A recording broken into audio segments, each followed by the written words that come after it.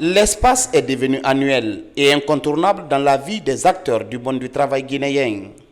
La journée porte ouverte sur le travail, initiée à l'occasion de la célébration de la Journée internationale du travail, met autour de la table employeurs, employés, syndicats et partenaires techniques et financiers.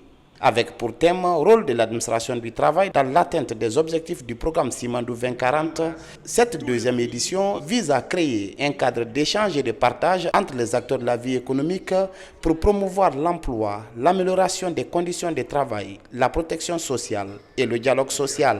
Il est communément admis, ici comme ailleurs, que le secteur privé est le véritable moteur de la croissance économique. Or, qui dit croissance dit inévitablement création d'emplois, progression des salaires, promotion des Guinéens, renforcement des capacités, renforcement de la sécurité sociale. Aujourd'hui, plus que jamais, les entreprises du secteur formel sont pleinement conscientes de leur rôle essentiel dans la création d'emplois de qualité, la protection des travailleurs et le développement économique et social de la Guinée. Notre ambition commune, c'est de bâtir une Guinée où chaque travailleur du secteur formel ou informel, du public ou du privé, pourra exercer son activité dans la dignité, la sécurité et la reconnaissance. Et c'est pourquoi cette journée n'est pas un simple rituel institutionnel. Elle est un espace vivant de dialogue, d'échange d'expériences, de valorisation des initiatives, mais aussi de redevabilité. La réussite du programme Simandou, comme celle de toutes nos politiques publiques, dépendra de notre capacité collective à faire du travail un levier de cohésion sociale. L'un des volets de cette journée porte ouverte, ce sont des panels de haut niveau. Le premier a porté sur la situation du marché du travail et le deuxième a permis au public de découvrir la nouvelle plateforme du baromètre social. Ce baromètre social, sa valeur ajoutée nous permettra bien sûr de prendre la température et aussi de permettre aux décideurs de savoir dans quel secteur et dans quelle zone il faut concentrer les politiques de prévention, de gestion et de négociation de l'inspection générale du travail.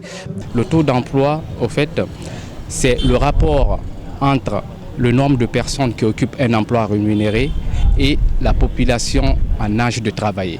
Donc ce taux est de 52% aujourd'hui. Concrètement aujourd'hui en Guinée, on peut dire qu'une personne sur deux en âge de travailler a un emploi. Le taux de chômage, ça varie entre 4,8 et 5,4% en Guinée. Un chômeur, c'est vraiment une personne en âge de travailler sans emploi qui est à la recherche d'un emploi et qui est disponible tout de suite. La thématique renforcement des systèmes de protection sociale en Guinée a permis à la Caisse nationale de sécurité sociale et la Caisse nationale de prévoyance sociale de revenir sur les réformes en cours en faveur des travailleurs, des retraités et leurs ayants droit. À date, la couverture n'intéresse que les actifs, les travailleurs et puis les retraités. Les ayants droit qui composent les épouses, les enfants, ne sont pas encore pris en charge parce que la base n'est pas alimentée.